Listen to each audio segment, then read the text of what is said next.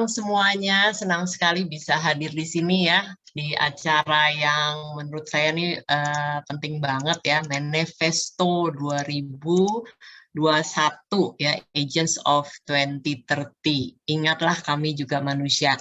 Terima kasih sebelumnya kepada panitia ya, yang sudah mengundang saya untuk bisa hadir di acara ini. Semoga apa yang nanti kita sama-sama pelajari atau dapatkan pada hari ini bisa bermanfaat ya buat semuanya.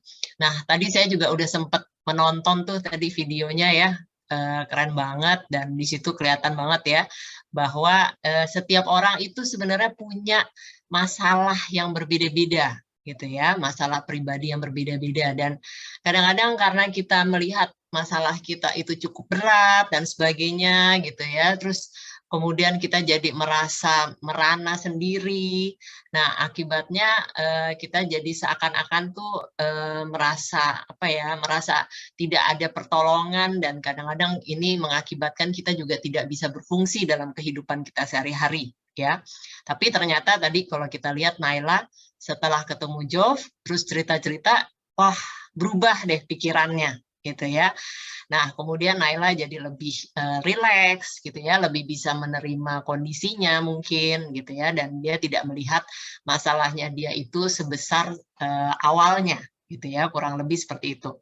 Nah, itu menurut saya video yang sangat menarik dan sangat relate dengan apa yang akan kita bahas pada hari ini, yaitu topiknya tentang kesehatan mental ya. Ingatlah kami juga manusia gitu ya. Jadi apa aja sih yang sebenarnya harus kita perhatikan dalam konteks manusia ini selain kesehatan fisik gitu ya, kita juga ternyata perlu memiliki yang namanya kesehatan mental.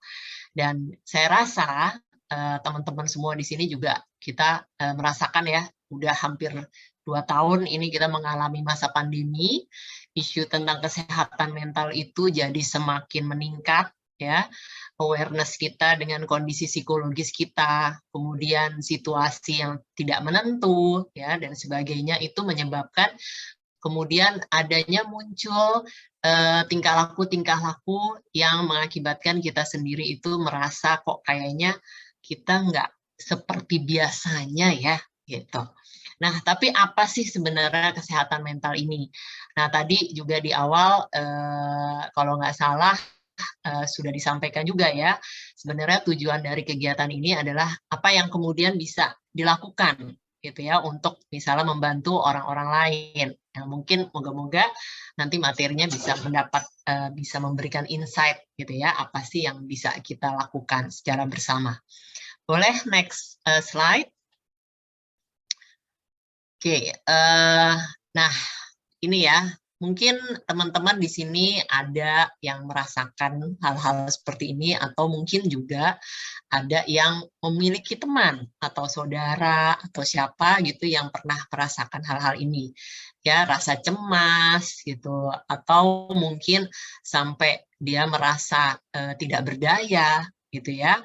Terus kemudian lanjut lagi menjadi depresi ya, atau karena adanya situasi-situasi tertentu itu menjadi suatu pengalaman yang traumatis gitu ya buat teman-teman, karena misalnya di situ ada isu-isu kekerasan misalnya ya, atau juga karena dia juga merasa tidak berdaya, tadi dirasakannya seperti ada loneliness gitu ya, kesepian. Dan salah satu hal yang juga marak juga dibicarakan itu adalah adanya misalnya FOMO. Nah, ini juga ya berkaitan dengan apa namanya kehidupan kita yang sekarang yang banyak sangat dipengaruhi oleh teknologi digital dan juga media sosial ya. Nah, hal-hal ini nih sangat amat lumrah kita alami gitu ya. Jadi kalau misalnya kita lihat tidak mungkin gitu ya seseorang itu benar-benar sehat lahir batin dari lahir gitu ya sampai kemudian dia meninggal tuh dia tidak mengalami pasang surut kehidupan dan sebagainya ya. Ada hal-hal, ada emosi-emosi yang biasanya pasti kita akan munculkan kita. Nah, tapi kadang-kadang emosi-emosi tersebut gitu ya atau pengalaman-pengalaman tersebut itu juga tetap bisa kita lalui dengan baik ya. Itu menjadi catatan dari pengalaman hidup kita. Nah, dalam hal ini, kalau misalnya kita lihat dalam 2 tahun terakhir, mungkin hal-hal ini juga seringkali terjadi, lebih banyak terjadi, gitu ya. Dimana kita juga udah social connectedness-nya, berinteraksi sosial dengan teman-teman itu juga semakin terbatas, ya. Walaupun kita juga punya, media digital dan sebagainya, tapi kadang-kadang ada hal-hal yang memang memungkinkan kita menjadi, kaget gitu ya dengan situasi sekarang. Dan saya rasa juga, sebagian besar dari apa yang, teman-teman juga mungkin rasakan dan saya pun juga rasakan, kayak mikir gitu ya, masa depan kita kayak gimana sih nih, gitu ya, pandemi ini kapan sih kelarnya, gitu. Nah, hal-hal ini kadang-kadang kemudian bisa, membuat pikiran-pikiran dalam diri kita yang menyebabkan kemudian kita sendiri itu juga jadi, tambah gitu kecemasannya. Nah, pertanyaannya sekarang gitu ya, sebenarnya gimana sih kondisi dari, orang-orang yang ada di, masyarakat sekarang ya kurang lebih. Nah, kebetulan saya ada penelitian dari Badan Eksekutif Mahasiswa yang dilakukan di Fakultas Psikologi UI, bisa next slide. Nah, penelitian ini, melihat dari, mahasiswa sendiri gitu ya. Dari mahasiswa sendiri ini kondisinya seperti apa. Nah, ternyata memang, hasil penelitian ini itu memperlihatkan adanya hambatan internal gitu ya, rasa bosan, demotivasi, dan mood negatif itu yang dirasakan oleh mahasiswa pada kalau nggak salah nih tahun ini ya, hasil penelitiannya. Kemudian, juga banyak yang mahasiswa yang merasakan ini disebabkan salah satunya itu oleh beban tugas yang tinggi, gitu ya. Nah, hal-hal ini yang kemudian kalau misalnya kita lihat itu menjadi faktor yang bisa menyebabkan munculnya yang namanya psychological distress, gitu ya. Psychological distress itu apa? Psychological distress itu adalah semacam rasa stres gitu ya, stres psikologis yang dialami oleh seseorang akibat adanya suatu kondisi-kondisi tertentu yang menyebabkan kemudian dia ada masalah dalam konteks kesehatan mentalnya gitu ya. Jadi dibandingkan tahun 2018 ini sudah ada menunjukkan gejala-gejala ada depresi dan kecemasan. Nah, tentu kita juga nggak mau ya kondisi ini berlangsung terus-menerus gitu. Oke, next slide. Nah, dari data dari Riskesdas, ini tahun 2018, ini sebenarnya bahwa tren-tren adanya depresi dan sebagainya ini juga bukan berarti sesuatu yang baru, gitu ya. Bukan berarti terus pandemi itu kemudian muncul gitu ya, segala masalah kesehatan mental itu muncul. Tapi memang isu kesehatan mental ini sebelum pandemi ini sudah cukup marak terjadi, di highlight gitu ya, karena melihatnya ada peningkatan tren. Peningkatan trennya itu dalam kasus-kasus yang tadi yang berkaitan dengan psychological distress gitu ya. Data dari Riskesdas sendiri itu menunjukkan bahwa tahun 2013 sampai 18 itu peningkatan tren depresi di Indonesia itu ada 3,8%. Angkanya kecil gitu ya, tapi itu untuk depresi sangat besar ya. Nah, tadi kemudian kita nanya, jadi apa sih yang bisa kita lakukan? Gitu ya. Nah, salah satunya itu adalah memang isu kesehatan mental ini harus semakin disosialisasikan gitu ya. Nah, tapi kita perlu tahu dulu apa sih sebenarnya kesehatan mental itu. Oke, next slide. Jadi kesehatan mental itu kalau menurut World Health Organization dari PBB itu adalah keadaan sejahtera saat individu menyadari potensi yang dimilikinya, di mana dia dapat mengatasi tekanan normal dari kehidupan, dapat bekerja secara produktif dan baik, dan mampu berkontribusi kepada komunitas. Nah, ini ya. Kemudian ada definisi lain yang mengatakan bahwa kesehatan mental itu adalah sebenarnya keadaan dinamis. Dinamis dalam konteks keseimbangan internal dalam diri yang memungkinkan individu menggunakan kemampuannya selaras dengan nilai-nilai universal di masyarakat. Nah, apa sih maksud dari definisi ini? Ya, kita coba lihat dari definisinya PBB dulu ya, WHO.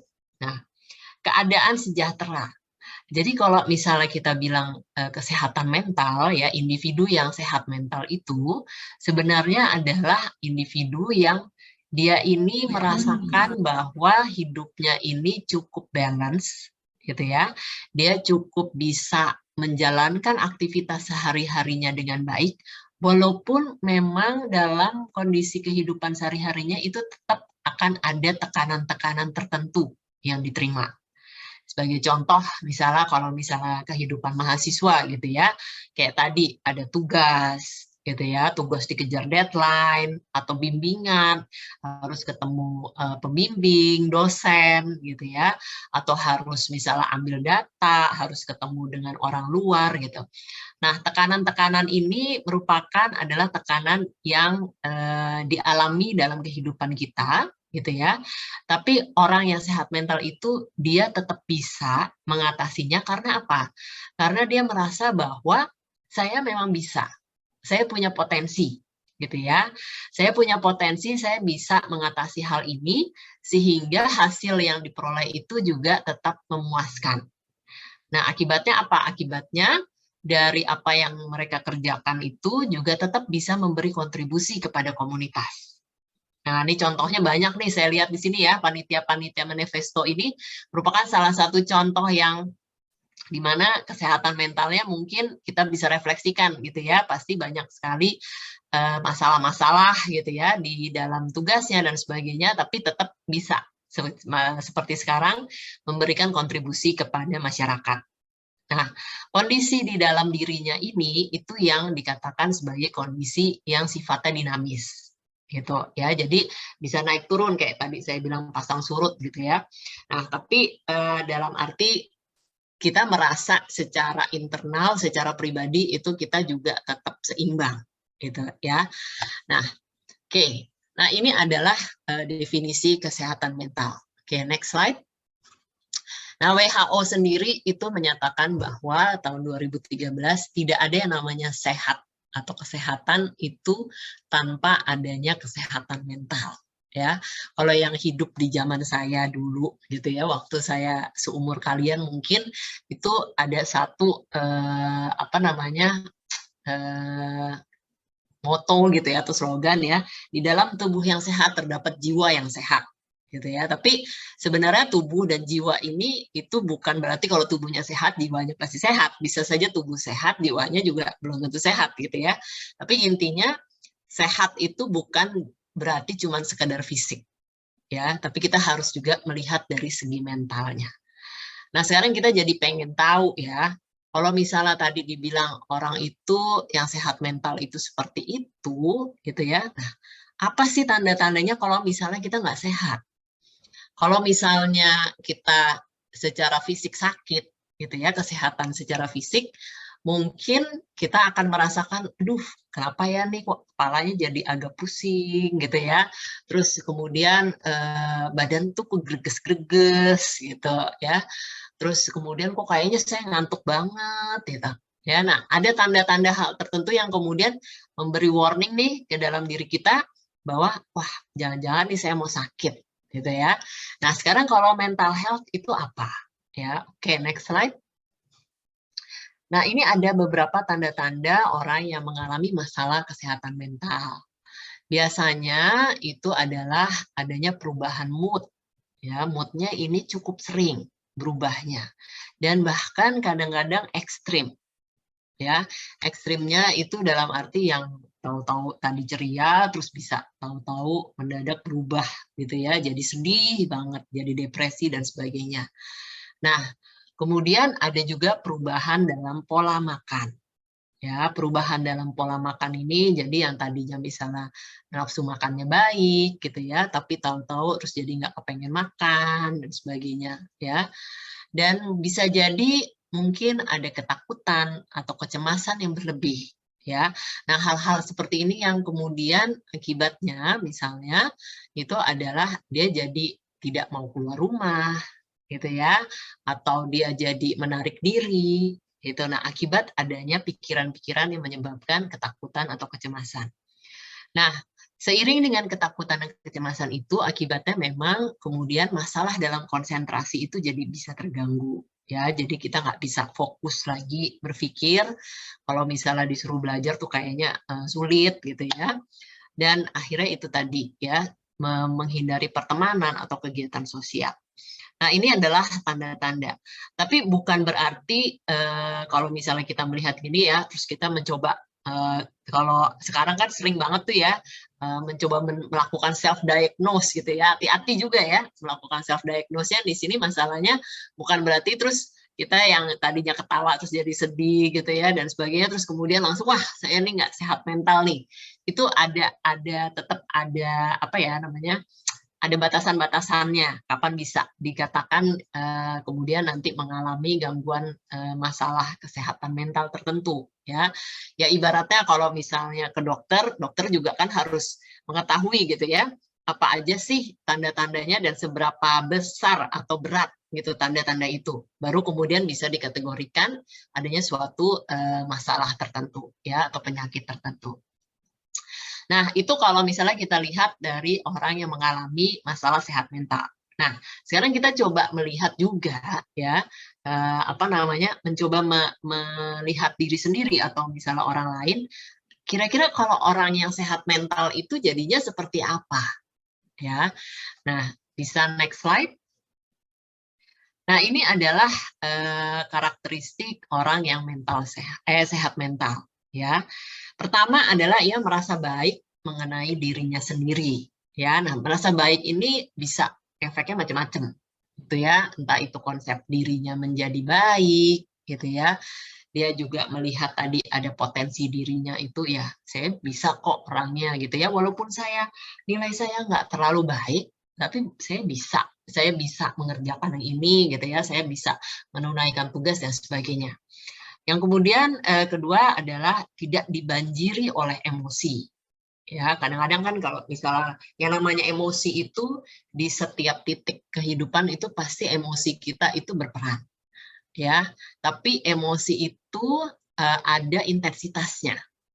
Gitu ya, kayak sekarang nih mungkin dari masing-masing apa namanya, teman-teman yang ada di sini sebenarnya merasakan adanya suatu emosi tertentu. Tapi ada yang intensitasnya rendah, ada yang intensitasnya tinggi, gitu ya. Terus emosinya bisa positif, emosinya bisa negatif, ya. Nah, kalau dalam konteks orang sehat mental, dia tuh tidak campur aduk, gitulah istilahnya emosinya ya. Nah, kemudian di sini juga ia memiliki hubungan personal yang bertahan lama dan memuaskan, ya. Jadi biasanya di sini kita bisa lihat bahwa kalau misalnya orang yang sehat mental, itu biasanya dia tetap bisa membina hubungan sosialnya dengan baik, gitu ya. Jadi tidak kemudian menyebabkan kita sendiri itu jadi apa ya, kacau gitulah ya, kurang lebihnya gitu. Oke, nah berikutnya, next slide. Nah, ciri-ciri yang berikutnya ini adalah karakteristiknya dia juga merasa nyaman dengan orang lain. Nah, tadi ya kalau misalnya kita lihat orang yang tidak sehat mental itu kan cenderungannya dia jadi menarik diri dan sebagainya. Nah, tapi kalau yang sehat mental itu dia kalau misalnya diajak jalan-jalan, ketemu orang lain, atau dia misalnya disuruh kenalan gitu ya dengan orang lain dan sebagainya, dia merasa ya udah gitu ya, nyaman aja dengan dirinya. Kemudian menertawakan diri sendiri dan tertawa bersama orang lain. Ini bukan berarti dalam tanda petik jadi orang gila gitu ya, menertawakan diri sendiri. Tapi dalam arti kalau misalnya kita melakukan kesalahan yang konyol gitu ya, itu kita juga ya ampun gitu ya, bisa-bisanya sih gitu ya, lupa gitu ya, aduh ya ampun sampai bisa-bisanya kayak mahasiswa saya kemarin ngisi Google Form yang mestinya ditulis nama jadi NPM, yang NPM ditulis nama ya, terus ada lagi yang satu nama atau NPM, dua-duanya ditulis NPM gitu ya. Nah itu kan adalah hal-hal yang sebenarnya nggak usah terlalu kita perhatikan dengan serius gitu ya. Itu kan yang nggak apa-apa gitu ya, kesalahan yang biasa. Tapi di situ kita bisa menertawakan diri kita sendiri juga gitu ya. Dan mungkin kita bisa akhirnya jadi tertawa bersama orang lain ya, karena kita tahu tertawa itu sehat ya. Nah, kemudian ia memiliki rasa hormat terhadap diri sendiri dan orang lain ya, meskipun terdapat perbedaan nih di antara mereka. ya. Jadi kita tahu bahwa setiap orang itu pasti berbeda, ya, tapi kita respect satu sama lain, ya, dan kemudian kita juga respect dalam arti setiap orang pasti punya pikiran dan perasaan tertentu, gitu, ya. Jadi perbedaan itu bukan sesuatu yang kemudian semakin dipertajam, ya, kalau misalnya kita tahu memang ada perbedaan. Oke, next slide. Nah, kemudian karakteristik yang lain adalah juga dia dapat menerima kekecewaan dalam hidup. Ya, tadi seperti yang saya bilang, hidup kita itu nggak bisa lempeng kayak jalan tol, gitu ya. Jalan tol aja kadang-kadang ada lubang-lubangnya ya. Apalagi kemudian kalau jalan tol nanti kadang-kadang macet, gitu ya, kadang-kadang lancar. Nah, di sini kita juga bisa bahwa dalam poin-poin tertentu kehidupan kita, itu kita memang merasa kecewa. Karena misalnya target yang kita capai, yang kita inginkan itu tidak tercapai, misalnya, ya, atau ada hal-hal yang kita tidak sangka-sangka, gitu ya, ternyata itu menimbulkan kecewaan dalam diri kita. Nah, ini bukan berarti kalau orang yang sehat mental itu terus kemudian dia begitu kecewa terus langsung bisa happy gitu, enggak ya, gitu ya. Tapi dalam arti walaupun itu merupakan hal yang tidak diinginkan dan membuat kita kecewa, kita bisa menerimanya. Dan kalau misalnya itu membuat kita sedih, ya nggak apa-apa, kita sedih dulu, gitu ya. Nah, tapi apa karakteristiknya?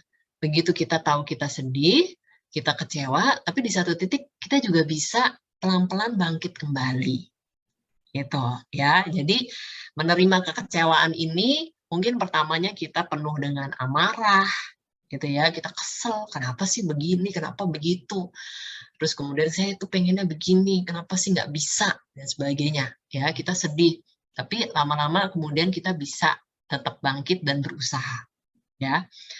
Selanjutnya adalah ia dapat memenuhi tuntutan hidup dan mengatasi permasalahannya. Nah, ini dia nih, ya. Pada saat Anda sekarang sedang kuliah, gitu ya, tuntutan Anda sekarang ini, teman-teman sekarang ini mungkin nanti akan berbeda dengan tuntutan pada saat teman-teman sudah masuk ke dunia kerja, gitu ya. Semua masalah lagi itu akan berbeda lagi kalau misalnya nanti teman-teman juga misalnya melanjutkan ke jenjang pernikahan, punya keluarga. Ya, nah dari setiap role atau peran yang kita miliki, ya itu pasti akan ada tuntutan yang berbeda-beda.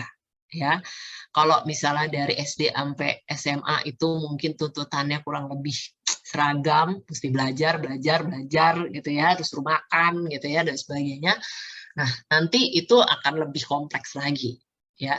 Tapi kalau orang yang sehat mental ini, dia tetap bisa memenuhi tuntutan hidupnya tersebut, dan kalau misalnya ada masalah, itu bisa diatasi.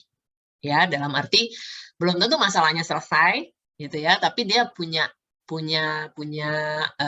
self esteem atau kepercayaan bahwa ya udah saya bisa mengatasi hal ini.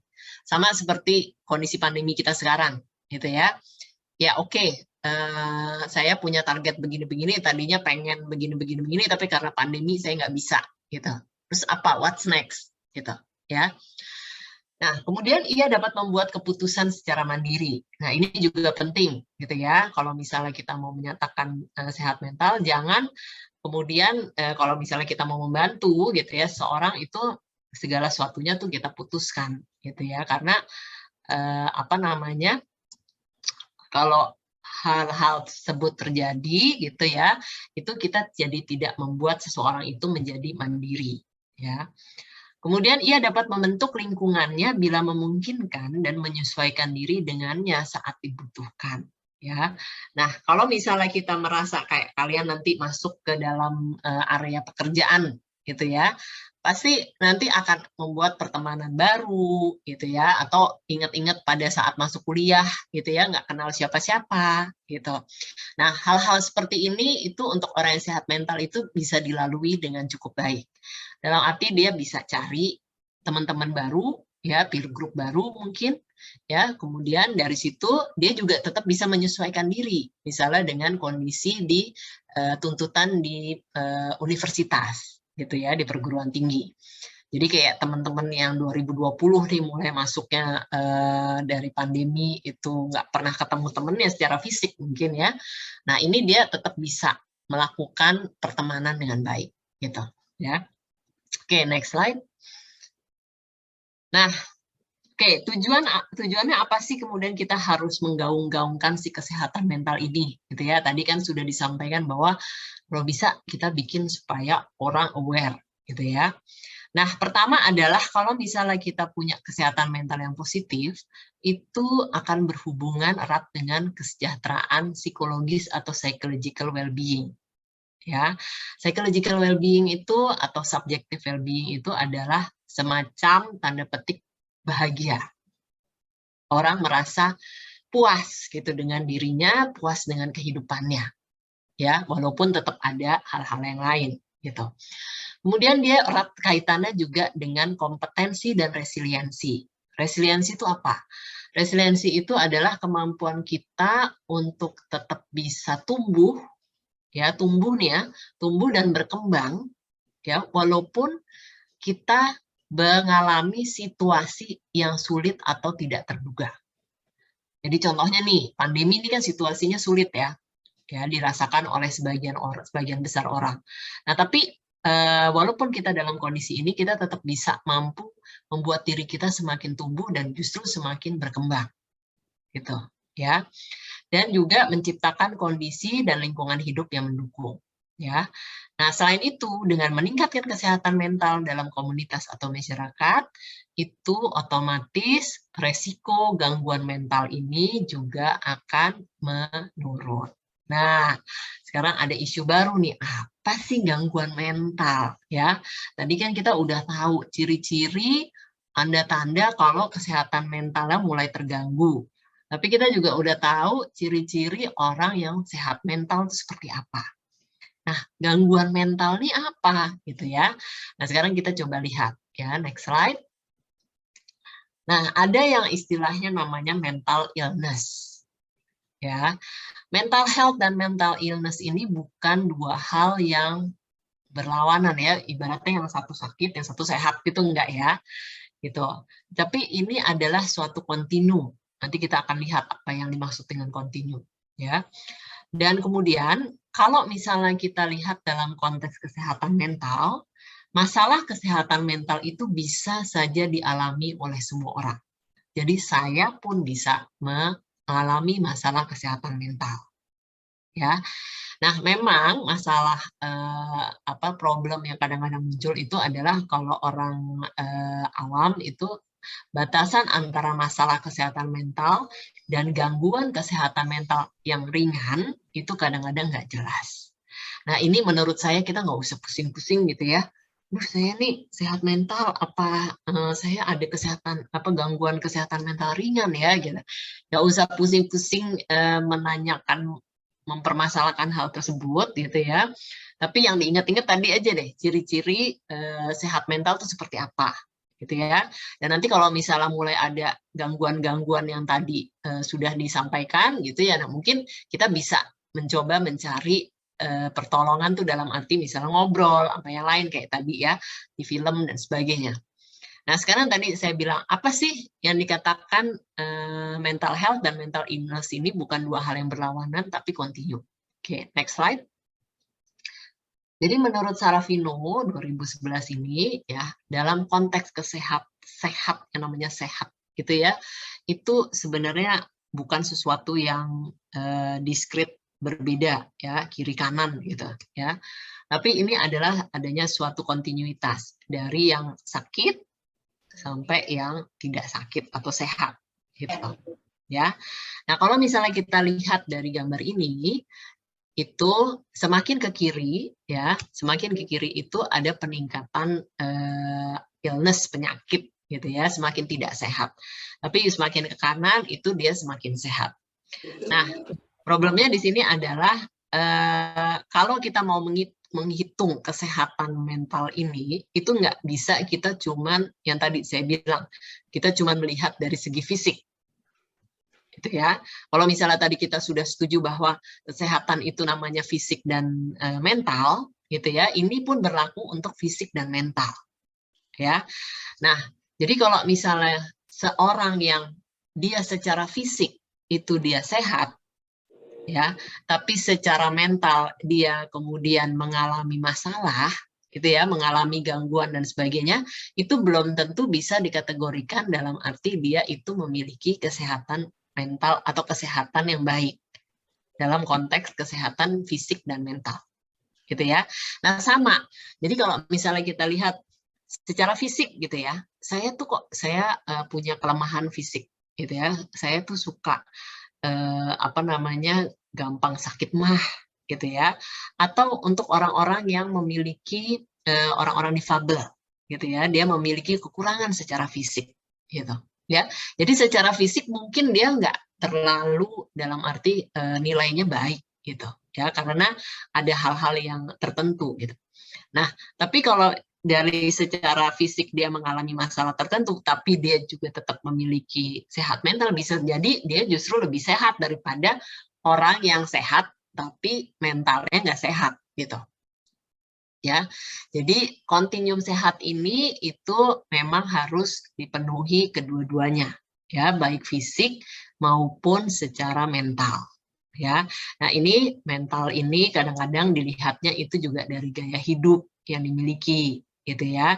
Di sini gaya hidupnya bukan berarti gaya hidup yang gimana wah dan sebagainya, gitu ya, tapi healthy, gitu ya. Healthy itu juga bukan berarti bahwa wah makanannya semua harus dijaga apa dan sebagainya gitu nggak ya, gitu ya. Itu kembali ke ciri-ciri yang tadi, ya orang sehat mental itu seperti apa.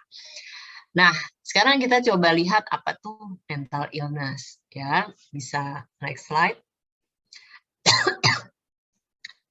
Nah, mental illness ini merupakan istilah yang merujuk ke semua gangguan mental, ya.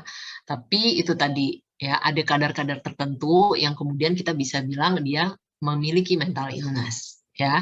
Nah, ini kadar-kadarnya ini kadang-kadang kita butuh profesional yang bisa menentukan, ya, apakah memang ada mental illness.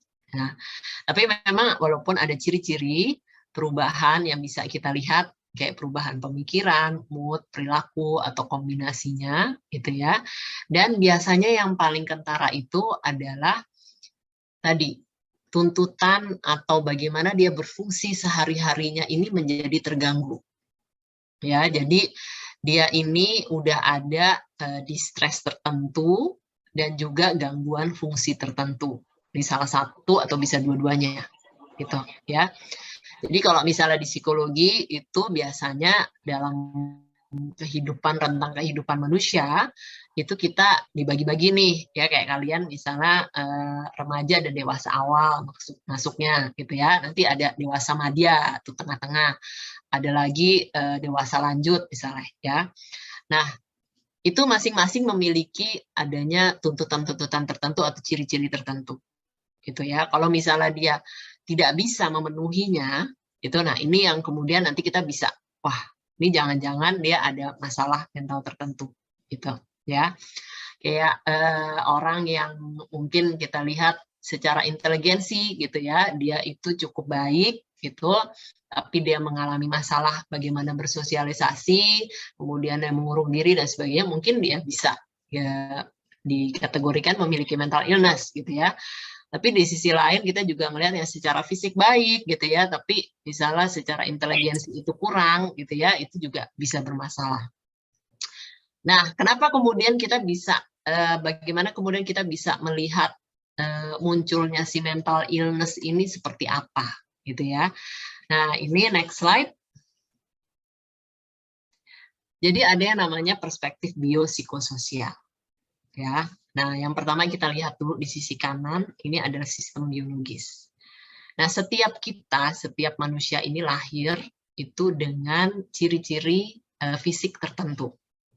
Ya, mungkin ada yang tadi saya bilang ada yang pencernaannya itu nggak terlalu bagus, gitu ya, atau ada masalah di mana, gitu ya, ada yang mungkin kakinya itu juga tidak sempurna dan sebagainya.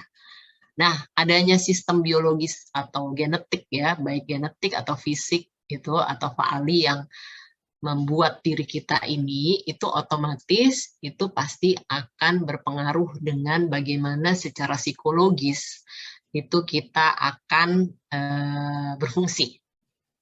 Sebagai contoh misalnya ya, orang yang dari inteligensinya, misalnya inteligensinya itu dia tidak terlalu memadai gitu ya, atau rata-rata gitu. Tapi ada tuntutan nih misalnya dari keluarganya itu bahwa dia harus achieve, dia harus berhasil, dia harus apa dan sebagainya, berprestasi. Nah, otomatis hal ini akan mengakibatkan munculnya ada emosi atau motivasi yang rendah gitu ya. Mengakibatkan apa? Fungsinya dia secara psikologis itu akan terganggu dan efeknya itu ke lingkungan itu juga mengakibatkan dia akan bertingkah laku tertentu. Ya. Nah, jadi dalam perspektif biopsikososial ini baik biologis, psikologis dan sistem sosial ini saling mempengaruhi. Ya. Ada tuntutan dari masyarakat, itu pasti akan efek ke sistem psikologis kita. Nah, sistem psikologis ini juga bisa berfungsi kalau misalnya si biologisnya ini juga mendukung. Nah, dalam konteks kesehatan mental, baiknya gimana? Baiknya ini semuanya itu dalam ranah yang tadi, internal balance. Gitu ya. Jadi secara biologis, mungkin setiap orang kita pasti punya kekurangan masing-masing, gitu ya. Tapi di situ kita juga bisa memahami kekurangan ini, bisa menerima kekurangan ini, sehingga kemudian secara psikologis kita jadi lebih positif, ya. Dan akibatnya apa? Akibatnya kita juga bisa berinteraksi secara sosial, keluar, ya. Dan secara sosial pun bisa menerima kita dengan baik. Nah, makanya ya, keterkaitan antara tiga ini menjadi penting. Nah, kalau tadi isunya teman-teman adalah ingin membantu, gitu ya, orang supaya menjadi aware, gitu, kesehatan mental. Nah, teman-teman ini sebenarnya bermain di sistem sosial, gitu ya, dari society, dari community, gitu ya, atau family, gitu.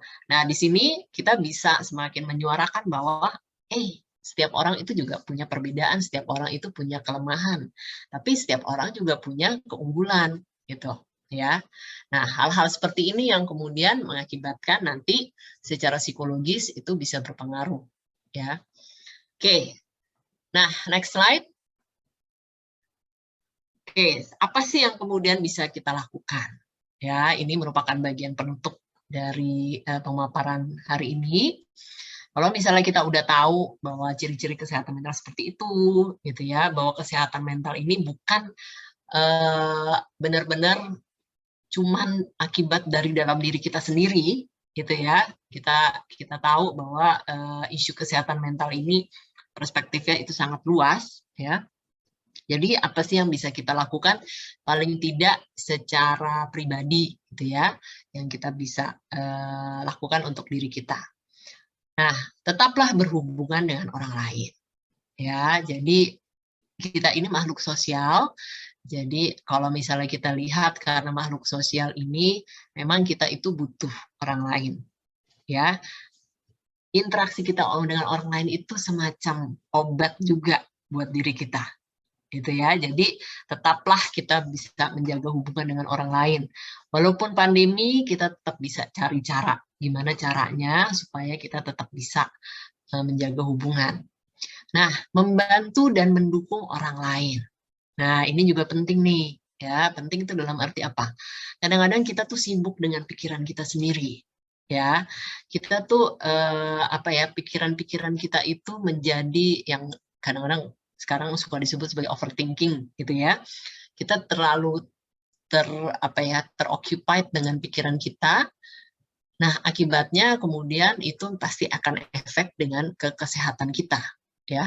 Tapi kalau misalnya kita juga menyediakan waktu untuk memikirkan orang lain, membantu orang lain dan mendukung orang lain, itu bisa menjadi distraktor yang mengalihkan kita terhadap pikiran si overthinking tadi.